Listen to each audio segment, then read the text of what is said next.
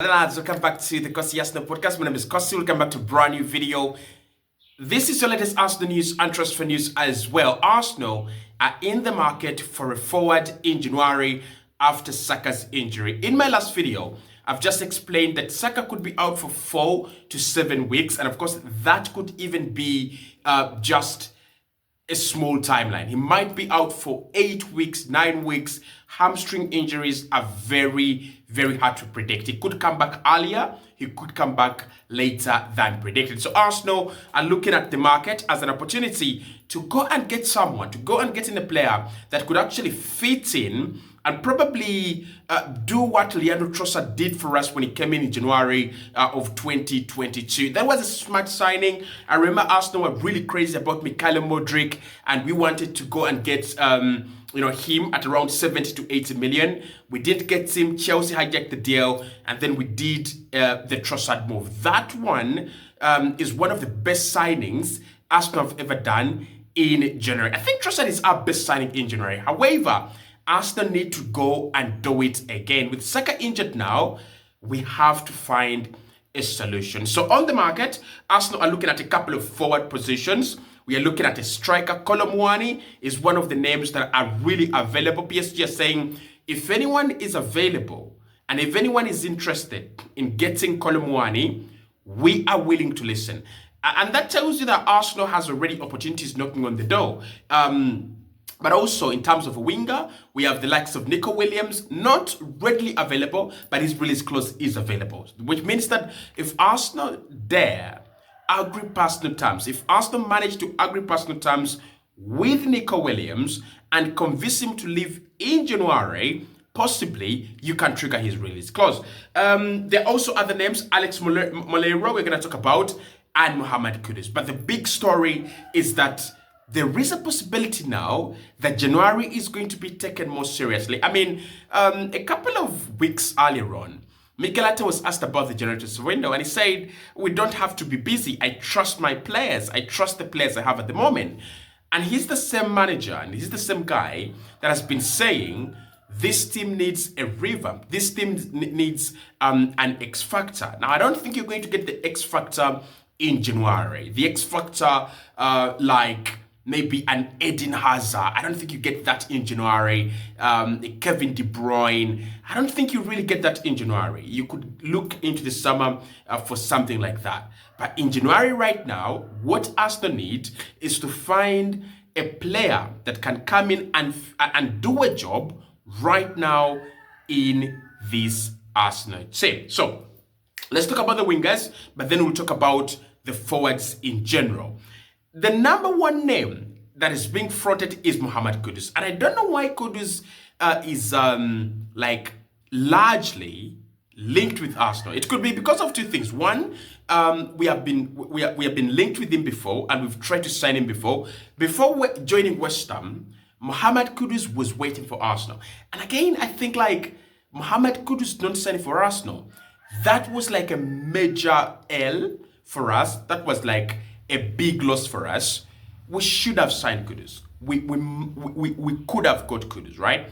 In that summer that we got David Raya, we could have got Kudus. And it would have been such a very big plus because Kudus can play in midfield. Remember when Odegaard got injured?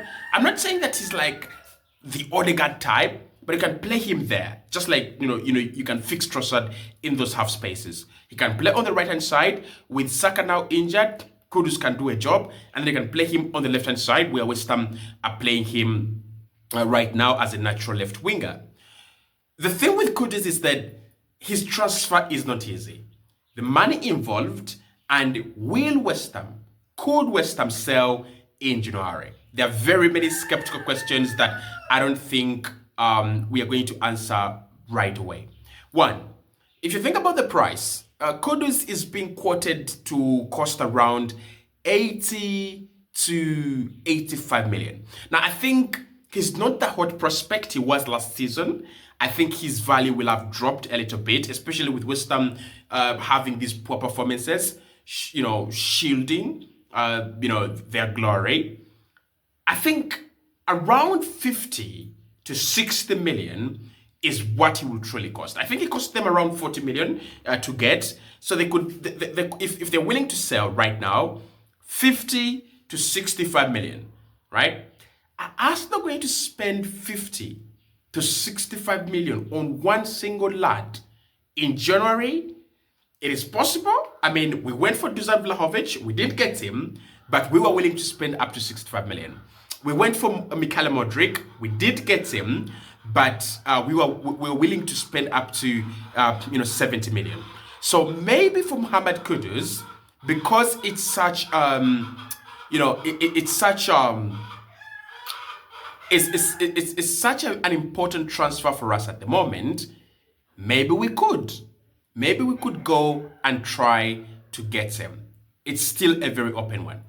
So could West Ham sell in January? That's another open question.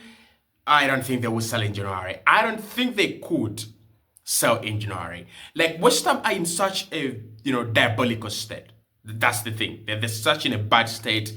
I don't think they're willing, and I don't think they will be willing to let go of any of their quality players, best players at the moment. Maybe in the summer, whoever wants Kudus has a bigger chance, right? He's played for 2 seasons at West Ham and they're willing to cash in. But at the moment, Mohammed Kudus is a difficult one. Let's talk about Nico Williams. Nico Williams, among wingers, he's the one Mikel wants. He's the one that we are fixated on. He's the one that we wanted in the summer and hence we didn't get anyone. He's the one that the team likes. But Nico Williams is very complicated. First and foremost, we talked about the wages, but I think this summer, it's going to be much easier for us to sign a player on bigger wages. I reckon Kivio, Tomiyasu, Zinchenko, Gabriel Jesus, 2 or 3 of those will leave. And of course, Partey as well. I'm not sure Partey will leave, but I'm thinking he might leave. So if we offload 2 or 3 players that are earning 250k and above a week, then there's a big possibility that you can use those wages to cover the wages of Nico Williams. So the issue right now is, can Bilbao let go of him? And can he betray his club? Yes, there is a release clause. You can trigger that, but I don't think so. I don't think Nico Williams is a viable option. I've seen Manchester United, Manchester City, all these clubs, they're trying to throw in a word to try and get him in January. It's a fierce competition, very, very fierce competition. But I don't think he moves out of there before the end of the season. Then Alex Moleiro, I think you've seen the rumors that Arsenal have agreed a deal to sign Alex Moleiro. We'll dive into that in a separate video. But Alex Moleiro at Girona is a very interesting one. Now, of course, 65 million. Will Arsenal spend 65 million on Moleiro in January? There's a question there. But Moleiro is another talent that could actually do a job. And so is, Bakayoko. We talked about Bakayoko in the summer a lot. We thought that if Arsenal didn't get Nico Williams, Bakayoko would be an option.